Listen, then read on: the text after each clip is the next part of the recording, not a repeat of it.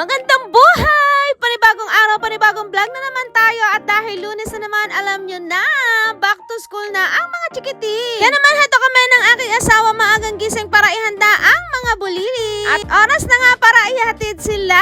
Alam nyo, blessing talaga na malapit lang ang school ng mga bata rito sa amin. Kaya naman, petics lang at iwas stress sa traffic. Sa dali lang na lakad o biyahe, andyan na agad kami. Safe at mabilis silang nakakapasok sa kanilang mga classroom. At syempre, bago nga sila pumasok, ay ito nga ang kanilang ginagawa. Kikis muna sila kay mommy at kay daddy. Ito naman yung bunso ang aming ihahatid sa kabilang gate. Ito nga at mukhang nga inaantok pa siya at nag-ihikab-hikab pa nga dito. At pamaya-maya nga nagpakis na nga sa akin at nagpapaalam na siya dahil kami nga ay uuwi na.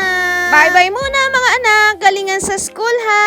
Pagkawi nga namin ang bahay ng aking asawa, nagbihis na nga muna kami agad. Dahil nga time naman namin para magpapawis. Igalaw-galaw ang ating katawan. Ayan, galaw-galaw para pumasok agad ang good vibes. At syempre, para magpapawis, importante rin na kahit busy tayo sa negosyo at pag-aalaga ng pamilya, binibigyan natin ng pansin ang kalusugan natin. Mas masarap magtrabaho kapag alerto at malakas ang ating katawan. Tingnan niyo naman at seryosong-seryoso nga ang aking asawa sa pagpapawis dito. Siya nga ay nagbobola. Nang makatapos nga kami sa aming papawis session, ay dali-dali na nga kaming umuwi. Grabe ang pawis natin dito. After ng papawis session, syempre maligo na tayo. Para naman ready na tayo sa ating susunod na misyon ngayong umaga. Walang iba kundi ang mag-deliver ng cake. Eto nga at medyo malapit-lapit lang naman yung pinag-deliveran natin ng cake. Kaya nga mabilis lang tayong nakarating sa ating pupuntahan. Bago nga kami umuwi ng bahay ay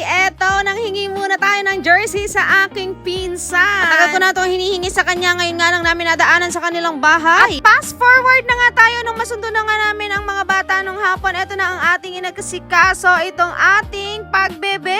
At habang nakasala nga ito, taga-antay nga tayong maluto ng ating binek. Ay, tinutukan ko naman nga itong aking mga anak dahil nga meron silang mga assignments sa school. Etong panganay na nga muna ang una kong tinuruan habang pinapakain ng kanyang daddy ang aming bunso. Sabi ko nga sa inyo, kahit gaano man tayo kabisi sa paghahanap buhay at sa mga orders, napakahalaga na may quality time pa rin tayo para sa kanila. Ang paggabay sa kanilang pag-aaral ang isa sa pinakamagandang investment natin bilang mga magulang. At nung makatapos na nga ang aking panganay, eto naman ngang bunso ang aking tinuruan. Ito nga ay medyo kailangan ko pa siyang alalayan dahil nga hindi pa niya ganon kagamay yung mga letters dahil nga siya ay nasa kinder pa lang. At dito ko na nga tatapusin ang ating vlog for today. Huwag niyo pong kalimutan i-like, i-share at i-follow para naman laging updated sa aming daily kulitan at baking adventures. Maraming salamat sa panonood. Kaya nga kung hindi ka pa naka-follow, mag-follow ka na.